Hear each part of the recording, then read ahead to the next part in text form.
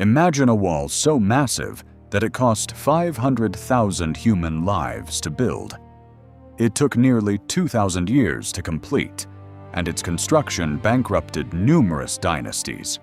Stretching across rivers, ponds, deserts, and mountains to the sea, it is not only the largest man-made structure in the world, but also one of the wonders of the world and an architectural marvel. This is the Great Wall of China. Spanning 21,196 kilometers, the wall is as popular as its history is mysterious. But why was it built? What is its connection to dragons? Why is it called the world's largest graveyard? And despite centuries of labor, why is it often viewed as a strategic failure? The scale of the structure. The Great Wall is not a single continuous wall, but a series of interconnected segments. Many parts run parallel to each other. Its total length of 21,196 kilometers is staggering.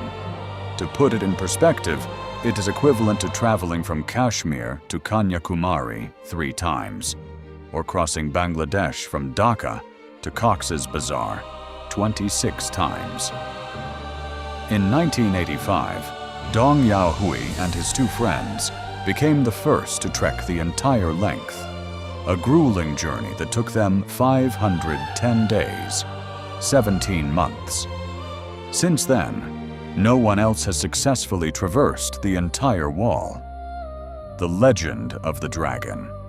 The wall snakes through diverse terrains, from ice-covered deserts to the Yellow River, crossing rugged mountains and dense jungles. From a distance, it looks like it is undulating, which is why the Chinese often refer to it as the Stone Dragon. According to Chinese folklore, a dragon once descended from the heavens and traced the path for the wall, and the builders simply followed the dragon's path. In Chinese culture, the dragon is a symbol of strength, divinity, and wisdom. This wall is seen not just as a defense against invaders, but as a symbol of good governance and protection. A history of blood and labor. The construction began around 223 BC under Emperor Qin Shi Huang, but it was not the work of one empire alone. Over 2,000 years, many dynasties contributed to its growth. More than 2 million workers, including laborers, soldiers, and convicts, were forced into service. The conditions were inhumane. Workers toiled 16 to 18 hours a day in freezing temperatures, often without enough food. Those who succumbed to hunger, disease, or exhaustion were not taken home. They were buried right where they fell, within or near the wall. Because an estimated 500,000 people died during its construction, the Great Wall is infamously known as the world's largest cemetery. Engineering marvels. Without modern machinery or cement, how was it built? Materials. Builders used massive bricks, 4 times the size of modern ones, and granite stones for the foundation. Mortar. To bind the bricks, they used a mixture of lime and sticky rice, which created an incredibly durable bond. Design. The wall averaged 23 feet in height and 21 feet in width, allowing troops to maneuver easily.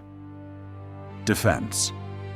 It featured about 25,000 watchtowers, each housing roughly 25 soldiers, equipped with signal systems using flags by day and fire by night.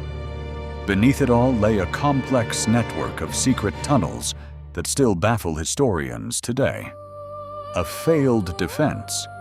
Many historians argue that the wall was a failed project because it did not consistently stop invaders. In the 13th century, Genghis Khan famously breached it to invade China.